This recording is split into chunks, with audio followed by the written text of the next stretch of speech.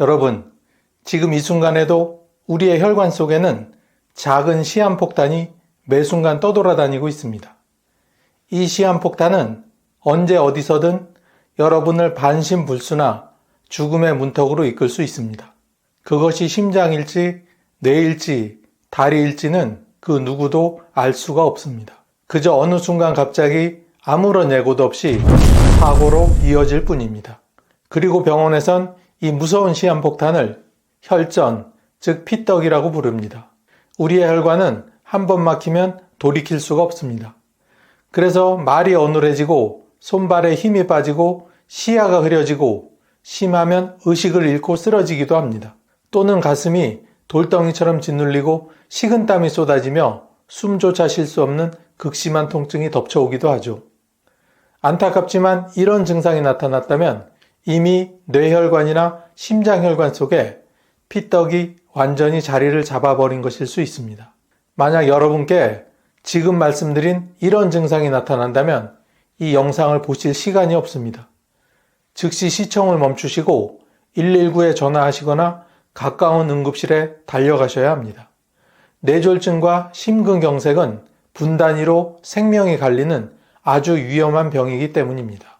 하지만 다행스럽게도 아직 그런 증상이 없으시다면 긴 안도의 한숨을 크게 한번 내쉬시고 뒤에서 이어질 내용에 집중해 주시기 바랍니다. 이어지는 영상에서는 이렇게 무서운 피떡이 혈관 속에 생기지 않도록 미리 예방할 수 있는 식품들을 몇 가지 알려드릴 테니 잘 들어두셨다가 꼭 실천하시기 바랍니다. 그럼 먼저 이 무서운 피떡에 대해 좀 더 자세히 알아보고 이어서 오늘 가장 중요한 포인트인 피떡을 막아줄 음식에 대해 천천히 하나씩 소개해 드리겠습니다. 피떡은 한마디로 혈전입니다. 피가 끈적해져 혈관 속에서 덩어리로 굳어버린 상태죠. 원래 우리 몸은 상처가 났을 때 출혈을 막기 위해 피를 응고시키는 기능이 있습니다. 그런데 이 기능이 과도하게 일어나면 상처가 없는 혈관 안에서도 피가 굳어버려 위험한 피떡이 되곤 하죠. 문제는 이 피떡이 혈관이 있는 곳이라면 어디든 생길 수 있다는 겁니다. 그래서 증상도 아주 다양하게 나타납니다.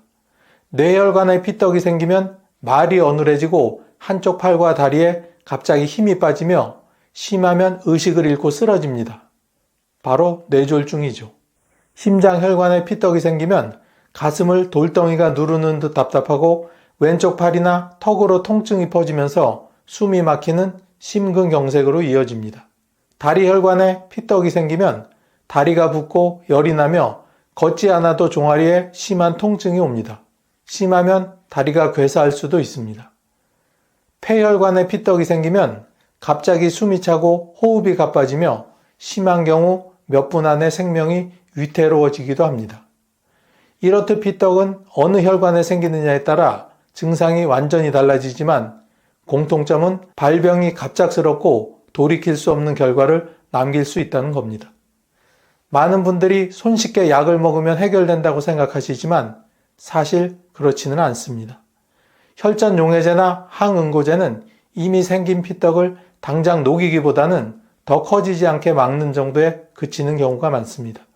즉, 더 이상의 진행만 막을 뿐 근본적인 해결책은 될 수가 없습니다.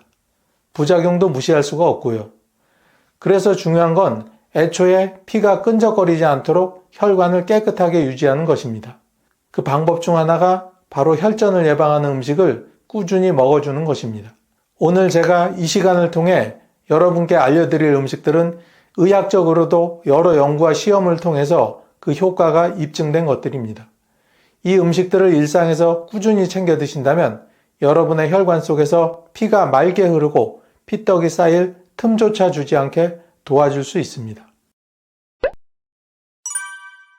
피떡 형성을 막아주는 대표적인 음식 첫 번째는 양배추입니다. 우리는 세월이 흐르면서 우리 몸이 예전 같지 않다고 느낄 때가 많습니다. 멀쩡히 잘 지내다가도 어느 날 갑자기 말이 어눌해지거나 손에 힘이 빠져 물건을 놓쳐버린 경험 혹시 있으신가요? 혹은 걸음을 옮기려는데 한쪽 다리에 갑자기 힘이 풀려서 주저앉아 본 경험은요? 이런 증상은 단순한 피로가 아니라 뇌혈관 속에 이미 피떡이 생기고 있다는 신호일 수 있습니다. 뇌는 단 몇 분만 혈류가 차단돼도 손상이 시작됩니다. 그래서 뇌혈관이 막히면 순식간에 뇌졸중이 찾아오게 되는 거죠. 안타깝게도 뇌졸중은 치료가 늦으면 평생 반신불수, 언어장애, 심지어는 생명을 잃을 수도 있는 무서운 질환입니다. 저 역시 가족이 갑자기 쓰러져 말을 잃었을 때 느낀 그 공포와 당혹감을 아직도 잊지 못하고 있습니다. 그런데 다행스럽게도 우리 식탁에서 흔히 접할 수 있는 양배추가 뇌 혈관을 지켜주는 든든한 청소부 역할을 할 수 있습니다. 양배추 속에는 설포라판이라는 성분이 풍부하게 들어있습니다. 이 설포라판은 혈관벽에 쌓인 염증을 줄이고 불필요하게 피가 뭉쳐 피떡이 생기는 것을 사전에 막아줍니다. 즉 뇌혈관 속에 낀 기름때를 마치 청소부처럼 닦아내는 역할을 하는 것이죠. 실제 미국 일리노이 대학 연구에서는 설포라판을 꾸준히 섭취한 그룹에서 뇌혈관 손상이 일반인에 비해 20% 이상 줄었다는 결과가 보고되기도 하였습니다. 또한 양배추에는 비타민 K가 풍부하게 들어있습니다.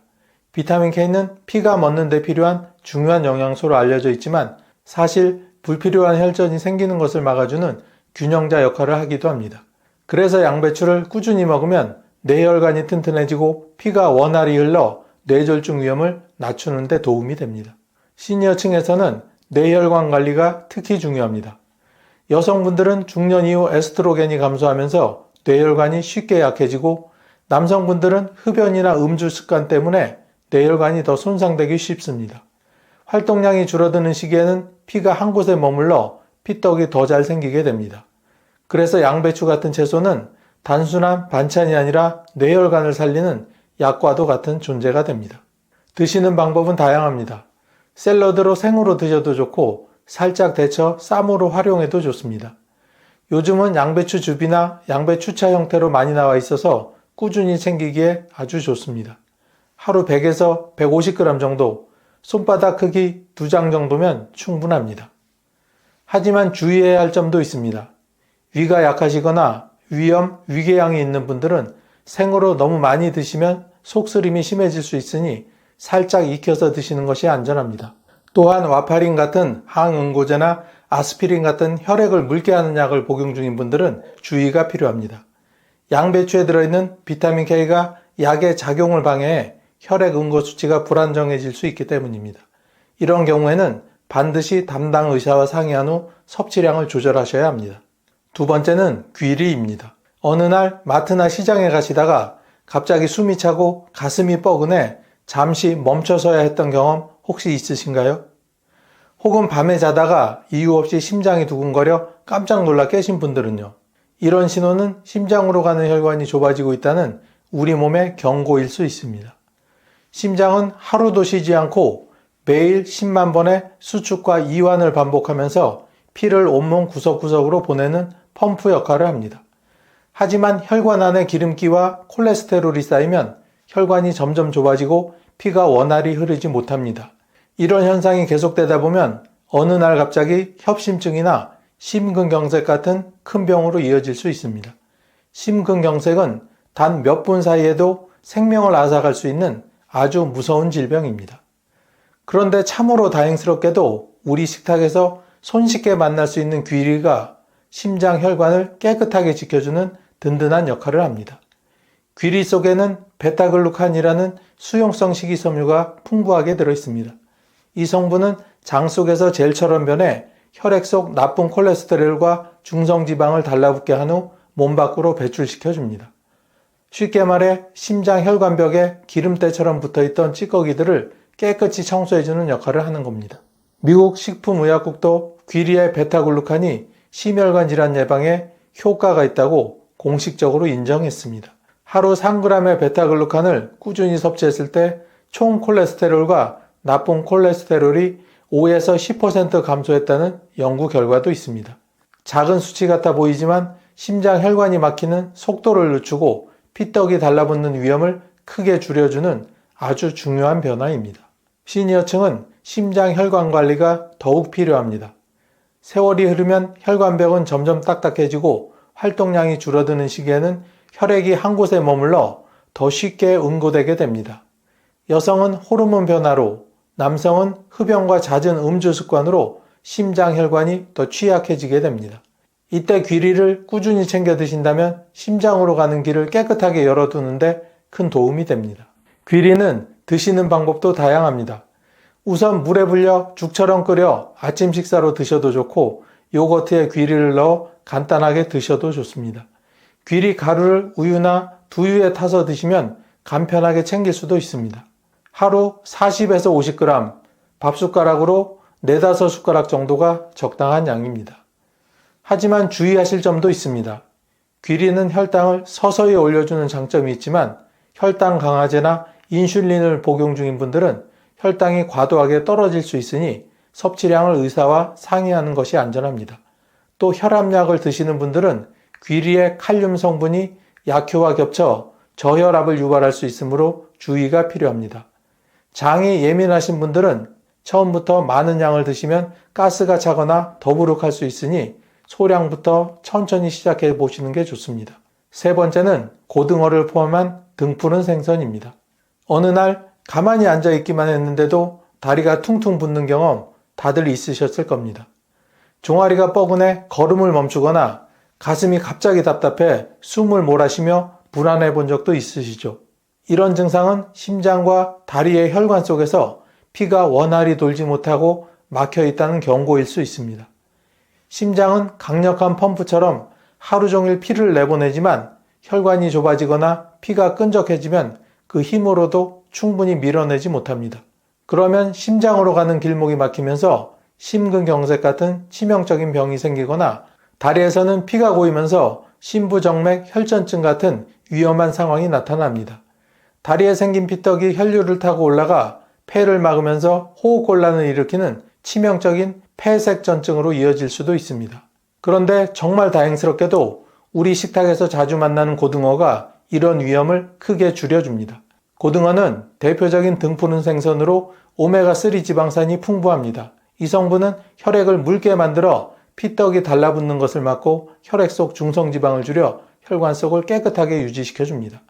또 혈관벽을 탄력 있게 해 심장과 다리로 가는 혈류가 원활히 흐르도록 돕습니다. 즉 고등어는 혈관에 기름칠을 해주는 자연의 윤활유와 같은 역할을 하는 것이죠. 실제로 유명한 영국 옥스퍼드 대학 연구에서는 일주일에 2번 이상 등푸른 생선을 먹은 사람들이 그렇지 않은 사람들보다 뇌졸중 위험이 30%나 낮았다고 합니다. 또 일본의 대규모 연구에서는 오메가3를 꾸준히 섭취하는 식단을 가진 사람들이 심장병으로 인한 사망률이 확연히 낮은 결과도 있었습니다. 이처럼 세계 여러 나라에서 고등어와 같은 등푸른 생선이 심혈관 건강에 큰 도움이 된다는 결과가 지속적으로 나오고 있습니다. 시니어층은 활동량이 줄고 오래 앉아있는 시간이 늘어나 다리 쪽 혈류가 정체되기 쉽습니다. 장시간 버스나 기차 여행을 하고 나면 다리가 퉁퉁 붓고 통증이 오는 것도 바로 그 때문입니다. 이럴 때는 고등어를 꾸준히 드시면 심장과 다리 혈관 모두를 보호할 수 있습니다. 고등어는 기름에 튀기지 않고 구워 드시는 게 가장 좋습니다. 조림이나 된장국에 넣어 드셔도 맛있고 에어프라이어나 오븐으로 조리하면 기름기를 줄일 수 있습니다. 하루 100g 정도 손바닥만한 크기면 충분하며 일주일에 2-3회 드시면 이상적입니다. 하지만 주의하실 점도 있습니다. 고등어는 지방 함량이 높아 쉽게 상하기 때문에 반드시 신선한 것을 구매해 바로 드시거나 냉동 보관해야 합니다. 또 간 건강이 약한 분들은 과도하게 드시지 않도록 주의하셔야 합니다. 그리고 앞에서도 말씀드렸듯 항응고제나 아스피린 같은 혈액 희석제를 복용 중인 분들은 주의가 필요합니다. 고등어 속 오메가3가 혈액을 묽게 하는 성질이 있어 약과 겹치게 되면 멍이 잘 들거나 출혈이 멎지 않는 문제가 생길 수 있기 때문입니다. 또 혈압약을 복용 중인 분들은 고등어의 혈압 안정 효과와 약효가 겹쳐 저혈압이 올 수 있으니 담당 의사와 상의하여 섭취량을 꼭 조절하시기 바랍니다. 네 번째는 마늘입니다. 여러분, 혹시 겨울만 되면 손발이 얼음장처럼 차갑고 밤에 잘 때 종종 다리에 쥐가 나서 고생하시는 분들이 계신가요? 아침에 일어나 손가락이 뻣뻣하고 저려서 컵을 잡기도 힘드셨던 경험 아마 많은 분들이 겪으셨을 겁니다. 이런 증상은 말초 혈관이 좁아지고 피가 잘 돌지 못한다는 신호일 수 있습니다. 말초 혈관은 우리 몸 구석구석 끝까지 피와 산소를 보내주는 작은 통로 역할을 합니다. 이 혈관이 막히면 손발이 차갑고 저리며 심하면 상처가 잘 아물지 않고 괴사로까지 이어질 수 있습니다. 또 혈액순환이 잘 안 되면 쉽게 지치고 온몸에 피로가 쌓이게 됩니다. 그런데 참으로 다행스럽게도 우리 식탁에서 빠지지 않는 마늘이 이런 문제를 해결하는데 큰 힘이 됩니다. 마늘에는 잘 알려진 대로 알리신이라는 강력한 항산화 성분이 들어있습니다. 알리신은 혈관을 확장시키고 혈액을 맑게 하여 전신의 혈류가 원활히 돌게 하는 효능이 있습니다.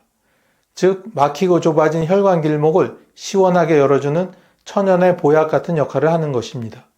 실제로 한 연구에서는 마늘을 꾸준히 섭취한 사람들이 혈압이 내려가고 손발 끝까지 가는 말초 혈류가 개선된다고 보고되었습니다. 또 국내에서 진행된 연구에서는 마늘이 혈액 점도를 낮춰 피떡이 생기는 위험을 줄여준다는 연구 결과도 있었습니다. 시니어층은 젊을 때보다 혈액순환이 약해져 손발 저림과 냉증으로 고생하는 분들이 매우 많습니다. 마늘은 이런 증상을 완화해주고 혈관 속 염증을 줄여 전신 혈관을 건강하게 유지하도록 도움을 줍니다. 또 소화 기능이 떨어진 시기에도 마늘은 위산 분비를 도와 음식 소화를 원활하게 하고 체내 노폐물을 줄여 피가 더 맑아지도록 해줍니다. 마늘은 하루 두세 쪽 정도가 적당합니다. 생으로 드시면 효과가 크지만 위가 약하신 분들은 구워서 드시거나 꿀에 절여 드시는 게 좋습니다. 장아찌나 김치에 넣어 꾸준히 섭취하는 것도 좋은 방법입니다. 하지만 주의하셔야 할 점도 있습니다. 마늘은 혈액을 묽게 하는 작용이 있기 때문에 역시 와파린과 같은 항응고제나 아스피린 같은 혈액 희석제를 드시는 분들은 출혈 위험이 커질 수 있습니다. 따라서 약을 복용 중이시라면 반드시 의사와 상의해 섭취량을 조절하셔야 합니다. 또 혈압약을 드시는 분들은 마늘의 혈압 강화 효과와 겹쳐 저혈압이 올 수 있으니 주의가 필요합니다. 위염이나 위궤양이 있는 분들도 생마늘은 피하고 익혀서 드시는 것이 더욱 안전합니다. 마늘은 그냥 흔한 양념 같지만 사실은 전신 혈관을 열어주고 피떡이 생길 환경을 없애주는 강력한 천연 보약입니다. 손발이 따뜻해지고 혈액이 막힘없이 흐르길 원하신다면 오늘부터라도 마늘을 꾸준히 챙겨보시길 권합니다. 작은 한쪽의 마늘이 여러분의 혈관 건강을 오랫동안 지켜줄 든든한 힘이 될 것입니다. 여러분, 혹시 녹두를 먹었더니 열이 내려가고 몸속 독이 빠지고 심지어 중풍까지 막아줬다는 얘기 들어보신 적이 있으신가요? 녹두라고 하면 흔히 여름에 먹는 녹두전이나 빈대떡, 팥죽처럼 간단히 죽으로만 생각하셨던 분들은 깜짝 놀라셨을 텐데요. 사실은 이 작은 녹색의 알맹이 안에 노년층의 건강을 지켜주는 놀라운 비밀이 숨어 있습니다.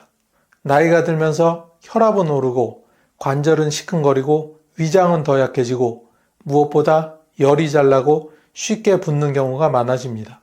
약으로도 잘 다스려지지 않아 답답했던 분들은 오늘 영상 끝까지 보시면 녹두가 왜 천연 해독제라 불리며 혈관을 깨끗하게 하고 위장을 편안하게 하며 관절 건강과 피부 노화 방지까지 돕는지를 확실히 아실 수 있습니다. 또 녹두와 함께 먹으면 보약이 되는 3가지 음식, 반대로 절대 같이 먹으면 안 되는 상극 음식까지 알려드리니 꼭 놓치지 마시고 끝까지 들어주세요. 녹두의 대표적인 효능 첫 번째는 해독 및 체내 열 내림입니다. 여러분 혹시 여름에 더위를 먹고 체력이 약해질 때 시원한 녹두죽을 드셔본 경험이 있으신가요? 예로부터 더위 먹으면 녹두죽을 먹어라 하는 말이 있었습니다. 그만큼 녹두는 체내에 열을 내려주는 탁월한 기능이 있습니다. 나이가 들면 우리 몸의 체온 조절 능력이 떨어지고 조금만 더워도 쉽게 지치거나 열이 오르곤 합니다. 특히 60대 이상에서는 열이 한번 오르면 혈압이 함께 치솟으면서 어지럼증이나 두통, 심하면 중풍 같은 위험으로 이어질 수도 있습니다. 녹두에는 사포닌과 비타민 B군, 그리고 풍부한 아미노산이 들어있어 체내의 노폐물과 독소를 배출해주는 역할을 합니다.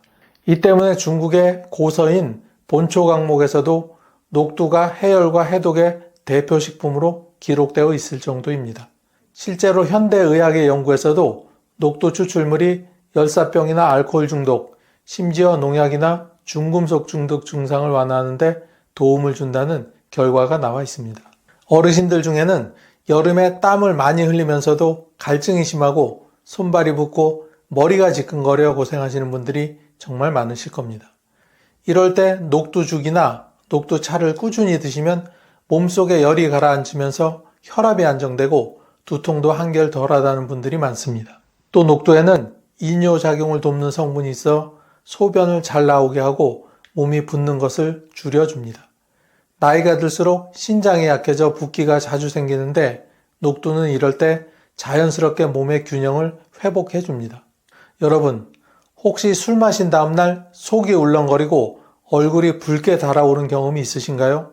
사실 옛날부터 해장국의 재료로 녹두가 들어간 이유가 바로 여기에 있습니다. 알코올을 빨리 분해하고 독성을 풀어주는데 녹두가 도움이 되기 때문이죠. 그래서 지금도 중국에서는 술을 많이 마신 다음날 녹두차를 끓여 마시는 전통이 이어지고 있습니다. 이처럼 녹두는 단순히 더위를 이겨내는 여름 음식이 아니라 노화로 인해 체내에 쌓이는 독소와 열을 내려주고 혈압과 신장 건강까지 챙겨주는 천연 해독제가 됩니다.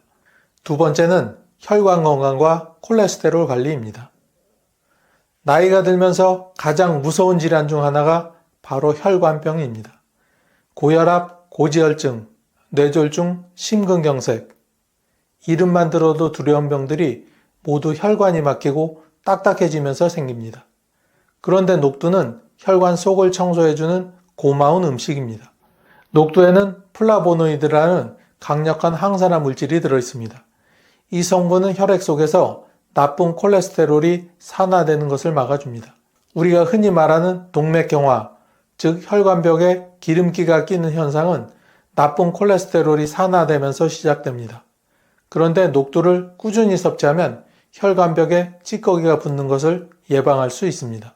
실제로 미국에서 진행된 실험 결과 녹두 추출물을 먹인 그룹에서 혈관 콜레스테롤 수치가 유의미하게 낮아졌고 혈관 탄력이 유지된 것으로 나타났습니다. 또 한국의 한 연구에서는 고혈압을 가진 환자에게 8주간 녹두가루를 섭취하게 했더니 혈압이 평균 10에서 15 정도 낮아지는 효과가 보고되었습니다. 여러분, 혹시 오래 걷거나 계단을 오를 때 다리가 무겁고 쉽게 저린 경험이 있으신가요? 이는 혈관이 좁아져서 혈액이 원활하게 흐르지 못하기 때문입니다. 녹두는 혈관 속을 깨끗하게 해주어 이런 증상을 완화하는 데 도움을 줍니다. 나이가 들수록 혈액이 끈적해지면서 혈전, 즉 피떡이 생길 위험이 커지는데 녹두에 들어있는 항산화 성분과 풍부한 식이섬유가 혈액을 맑게 만들어줍니다. 특히 어르신들이 조심해야 할 것 중에 하나가 뇌졸중입니다. 뇌혈관이 막히면 반신마비나 언어장애 같은 심각한 후유증이 남을 수 있습니다. 하지만 녹두는 혈관벽을 튼튼하게 하고 혈액 순환을 원활하게 해 뇌혈관 건강을 지켜주는 데도 큰 도움이 됩니다. 결론적으로 녹두는 혈관을 청소부처럼 깨끗하게 해주고 나쁜 콜레스테롤을 잡아주며 혈압까지 안정시켜주는 노년층의 맞춤형 슈퍼푸드라 할 수 있습니다. 세 번째는 소화기 건강과 위장 보호입니다. 여러분, 혹시 속이 더부룩하고 소화가 잘 안 돼서 고생하신 적이 있으신가요? 특히 60대 이후로는 위장 기능이 약해지면서 소화불량, 역류성 식도염, 위염 같은 문제로 병원을 자주 찾으시는 분들이 많습니다. 그런데 녹두는 이런 위장 문제를 완화하는 데 큰 도움이 됩니다. 녹두는 성질이 차갑고 부드럽습니다. 그래서 속에 열이 많거나 위장이 더부룩할 때 먹으면 위를 시원하게 진정시켜 줍니다. 특히 기름진 음식을 먹은 뒤 속이 느끼하고 답답할 때 녹두죽을 드셔보시면 훨씬 편안해지는 경험을 하실 수가 있습니다. 옛날에 잔칫날이나 명절에 기름진 음식을 많이 먹고 난 뒤 다음날 녹두죽을 먹던 것도 다 이유가 있던 겁니다. 현대 연구에서도 녹두에 들어있는 올리고당과 식이섬유가 장내 유익균을 늘려주고 장 운동을 활발하게 해 배변 활동을 돕는다고 밝혀졌습니다.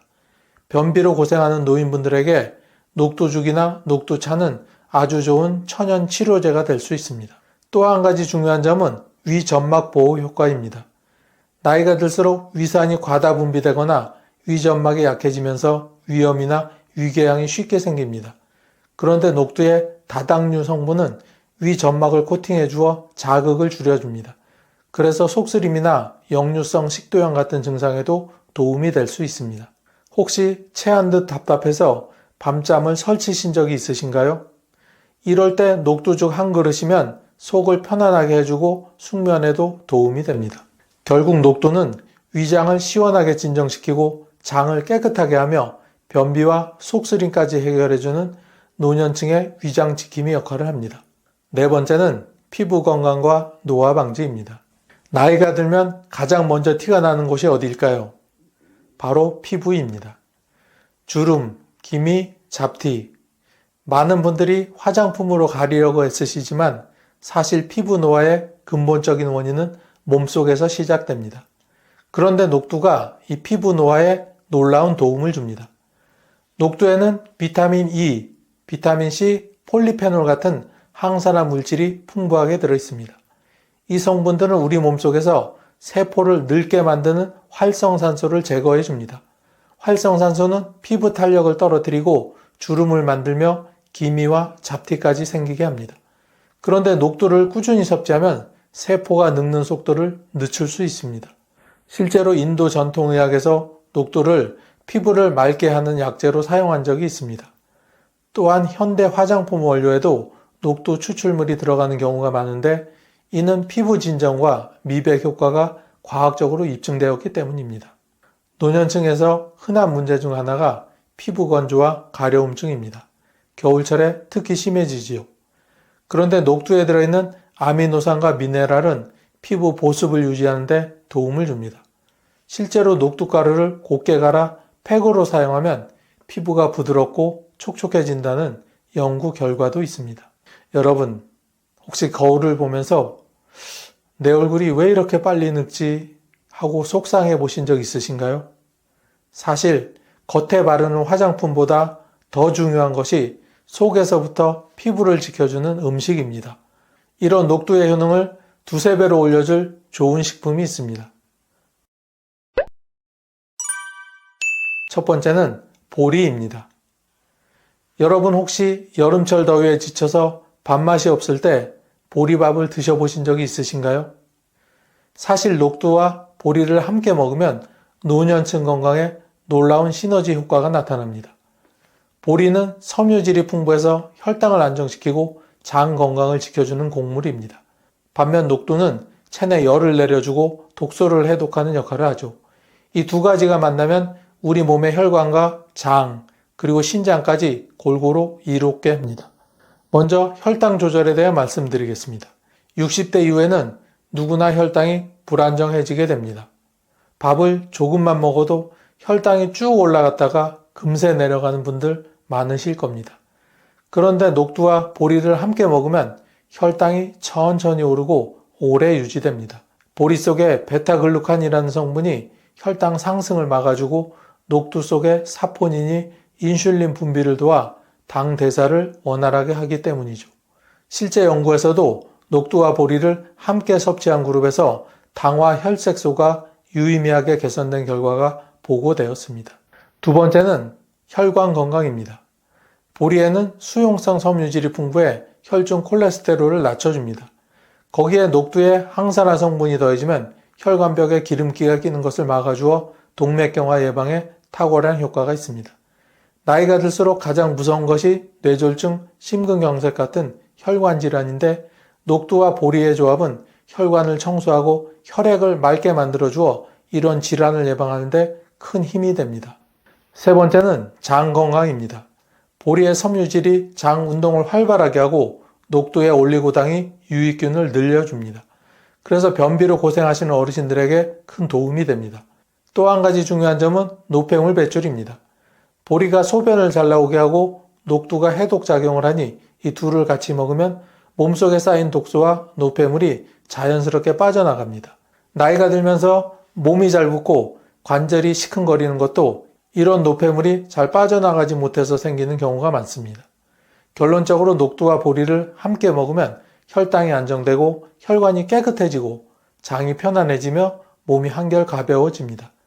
특히 당뇨, 고혈압, 고지혈증으로 고생하시는 분들에게 권해드리고 싶은 최적의 조합입니다. 두 번째는 마늘입니다. 여러분, 혹시 마늘은 천연 항생제다라는 말 들어보신 적이 있으시죠? 그런데 이 마늘과 녹두를 함께 드시면 혈관과 면역력에 놀라운 효과가 생깁니다. 마늘 속에는 알리신이라는 강력한 항균 항바이러스 성분이 있습니다. 이 성분은 세균이나 바이러스를 죽이는 역할을 해서 면역력을 높여줍니다. 반면 녹두는 몸속의 열과 독소를 풀어주는 역할을 하죠. 그래서 마늘과 녹두가 만나면 몸속의 나쁜 세균과 독소를 동시에 잡아주게 됩니다. 첫 번째 효과는 바로 혈관 건강입니다. 마늘은 혈액을 묽게 만들어 피가 잘 돌도록 합니다. 여기에 녹두에 항산화 성분이 더해지면 혈관벽이 단단해지고 혈전이 생기는 것을 막아줍니다. 나이가 들면 손발이 차갑거나 다리가 잘 붓거나 심지어는 가슴이 답답한 경우가 많은데 마늘과 녹두의 조합이 이런 증상에 효과적입니다. 실제로 고혈압 환자에게 마늘과 녹두를 함께 먹인 연구에서 혈압이 평균 15 이상 낮아졌다는 보고가 있었습니다. 두 번째는 면역력 강화입니다. 나이가 들수록 감기나 독감에 쉽게 걸리는 이유는 면역력이 떨어지기 때문입니다. 마늘의 알리신은 바이러스와 세균을 직접 억제하고 녹두는 염증을 가라앉히며 몸의 균형을 맞춰줍니다. 이 두 가지가 만나면 면역력이 2배로 강화되는 셈이죠. 실제로 겨울철에 마늘과 녹두죽을 함께 먹은 어르신들이 감기에 잘 걸리지 않는다는 사례가 많습니다. 세 번째는 위장 보호입니다. 의외라고 생각하실 수 있는데 마늘은 위에 자극을 줄 수도 있습니다. 그런데 녹두가 이 자극을 중화시켜 줍니다. 즉 마늘이 가진 항균 효과는 살리고 부작용은 줄이는 것입니다. 그래서 위가 약한 분들도 마늘을 조금 더 안전하게 드실 수 있습니다. 여러분, 혹시 피곤할 때 자꾸 입술이 부르뜨거나 몸에 염증이 잘 생기시는 경험 있으신가요? 마늘과 녹두는 바로 이런 염증을 진정시키는데 최고의 조합입니다. 결론적으로 마늘과 녹두를 함께 먹으면 혈관은 튼튼해지고 혈액순환은 원활해지며 면역력까지 강화됩니다. 특히 겨울철 감기나 혈압 문제로 고생하시는 어르신들에게 꼭 권해드리고 싶은 최고의 식품궁합입니다. 세 번째는 배입니다. 목이 칼칼하고 가래가 많을 때 배즙을 드셔본 경험 다들 있으시죠? 그런데 이 배와 녹두를 함께 드시면 호흡기와 피부 건강에 아주 좋은 효과가 있습니다. 배는 예로부터 폐를 촉촉하게 하고 기침과 가래를 줄여주는 과일로 유명합니다. 반면 녹두는 체내 열과 독소를 풀어주죠. 이 두 가지가 만나면 호흡기와 피부 건강에 특별한 도움을 줍니다. 첫 번째는 기침 가래 완화 효과입니다. 노년층에서 흔한 문제가 만성 기침과 가래입니다. 폐 기능이 떨어지면서 조금만 움직여도 숨이 차고 밤에 기침 때문에 잠을 설치는 분들이 많습니다. 배의 루테올린 성분은 염증을 줄이고 기관지를 넓혀주며 녹두는 몸속 열을 내려주고 염증을 완화해 줍니다. 그래서 두 가지를 함께 섭취하면 기침이 완화되고 호흡이 훨씬 편안해지게 되는 거죠. 두 번째는 폐 건강 보호입니다. 배가 폐를 촉촉하게 해주어 건조한 공기로부터 폐를 보호하고 녹두는 체내 독소와 열을 내려주어 폐의 부담을 줄여줍니다. 특히 미세먼지나 황사 같은 외부 자극이 많은 요즘 배와 녹두를 함께 드시면 폐를 지켜주는 훌륭한 천연 방패가 됩니다. 세 번째는 피부 건강입니다. 배에는 수분이 많아 피부를 촉촉하게 해주고 녹두는 피부 속 노폐물을 제거하고 염증을 줄여줍니다. 그래서 여드름, 기미, 잡티 같은 문제를 예방할 수 있죠. 실제로 배와 녹두를 갈아 만든 음료를 꾸준히 드신 어르신들이 피부가 맑아지고 건조함이 덜해졌다고 합니다. 또 배에는 칼륨이 풍부해서 혈압을 안정시키는 효과도 있습니다. 여기에 녹두의 혈관 보호 효과가 더해지면 고혈압 예방에도 큰 도움이 됩니다. 그럼 이번에는 녹두와 절대로 같이 먹으면 안 되는 식품을 소개시켜 드리겠습니다. 첫 번째는 오이입니다. 여러분, 혹시 여름철에 오이 냉국이나 오이 무침을 드시면서 같이 녹두죽을 드셔보신 적이 있으신가요? 얼핏 보면 둘 다 시원한 성질의 음식이라 잘 어울릴 것 같지만 사실은 이 조합이 노년층 건강에 큰 해가 될 수 있습니다. 녹두는 본래 성질이 차갑습니다. 체내 열을 내려주고 염증을 가라앉히는데 장점이 있지만 반대로 위장이 약하거나 몸이 냉한 분들에게는 탈이 날 수 있습니다. 그런데 오이 역시 대표적인 찬 성질의 채소입니다. 이 두 가지를 함께 먹으면 위장이 심하게 차가워져서 소화불량, 복통, 설사를 유발할 수 있습니다. 특히 60대 이상에서는 소화 기능이 이미 약해진 경우가 많습니다. 평소 위염이나 역류성 식도염을 앓는 분들이 녹두와 오이를 같이 먹으면 갑자기 위가 뒤틀리듯 아프거나 설사가 멈추지 않는 경우가 생길 수 있습니다. 실제로 노인병 전문 의사들은 위장이 약한 환자에게 녹두와 오이는 절대 함께 먹지 말도록 권해주고 있습니다. 또 한 가지 더 심각한 문제는 급성 저체온증입니다. 여름철 땀을 많이 흘린 뒤 갈증이 난다고 해서 녹두죽과 오이를 함께 먹으면 체온이 급격히 떨어져 갑자기 한기가 몰려오고 어지럼증이나 가슴 두근거림을 느낄 수 있습니다. 심한 경우 혈압이 급격히 떨어져 쓰러질 위험도 있습니다. 그냥 배탈 난 거겠지 하고 넘기다가는 큰일로 이어질 수 있는 거죠. 따라서 위장이 약하거나 평소 몸이 찬 분들은 녹두와 오이를 절대로 같이 드시지 마시기 바랍니다. 두 번째는 소고기입니다. 여러분, 보양식 하면 소고기다라는 말 들어보신 적 있으시죠?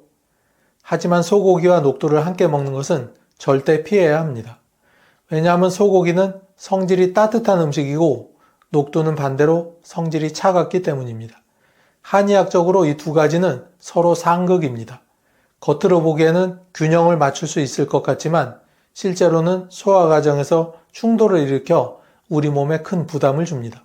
첫 번째는 소화장애입니다. 소고기는 소화가 더딘 단백질과 지방이 많습니다. 반면 녹두는 위를 차갑게 만들고 소화 효소 분비를 억제합니다. 이 두 가지가 함께 들어가면 위장에서 음식이 제대로 분해되지 않아 심한 체기와 복부 팽만감을 일으킵니다. 70대 어르신들 중에는 고기를 먹고 소화가 잘 안 돼서 밤새도록 가슴이 답답해 분들이 많으실 겁니다. 그 상태에서 녹두까지 곁들이게 되면 그야말로 위장이 얼어붙는 상황이 벌어질 수 있습니다. 두 번째는 혈액순환 문제입니다. 소고기는 철분과 단백질이 풍부해 피를 보충해 주지만 녹두는 혈액을 묽게 하고 열을 내리는 성질이 강합니다. 이 두 가지가 동시에 작용하면 체내 혈액 흐름이 불안정해져 갑작스러운 어지럼증이나 가슴 두근거림을 유발할 수 있습니다. 심한 경우 심장이 순간적으로 멈추는 심장 쇼크로 이어질 수도 있습니다. 실제로 본초 강목에서는 녹두와 소고기를 함께 먹으면 기혈이 막히고 장부가 상한다는 기록이 있습니다. 현대의학에서도 소화효소의 작용과 체온 유지의 상충작용이 발생해 위장질환과 순환계 문제를 일으킬 수 있다고 보고되고 있습니다. 세 번째로 조심해야 할 조합은 바로 새우입니다. 바다의 영양식품이라 불리는 새우가 왜 녹두와 맞지 않을까요? 첫 번째 이유는 알레르기 반응입니다. 새우에는 단백질 중 트로포미오신이라는 성분이 들어있는데 이는 대표적인 알레르기 유발 물질입니다. 반면 녹두는 해독 작용을 하지만 동시에 면역계를 자극해 알레르기 반응을 더 심하게 만들 수도 있습니다. 그래서 새우와 녹두를 함께 먹으면 피부 발진, 가려움증, 호흡곤란 같은 심각한 알레르기 증상이 나타날 수 있습니다. 심한 경우에는 기도가 부어오르며 숨을 못 쉬는 아나필락시스 쇼크로 이어질 수도 있습니다. 두 번째는 소화기 문제입니다. 새우는 성질이 따뜻하고 단백질이 많습니다. 반면 녹두는 성질이 차갑고 위장 운동을 둔화시킵니다. 이 두 가지가 함께 들어가면 소화불량, 설사, 복통이 쉽게 발생하게 됩니다. 특히 소화력이 떨어진 60에서 80대 어르신들에게는 큰 부담이 됩니다. 세 번째는 뼈 건강 문제입니다. 새우 껍질에는 칼슘이 풍부하지만 녹두 속의 피트산이 칼슘 흡수를 오히려 방해합니다. 따라서 새우와 녹두를 함께 먹으면 뼈 건강에 도움은커녕 오히려 칼슘 흡수가 잘 되지 않아 골다공증의 위험을 높일 수 있습니다. 나이가 들어 뼈가 약해진 어르신들께는 치명적인 조합이 될 수 있는 거죠. 실제로 한방에서도 녹두와 갑각류는 상극이다라는 말이 있습니다. 이는 체질적으로 알레르기 반응을 심화시키고 위장을 약하게 하며 뼈 건강까지 해칠 수 있기 때문입니다.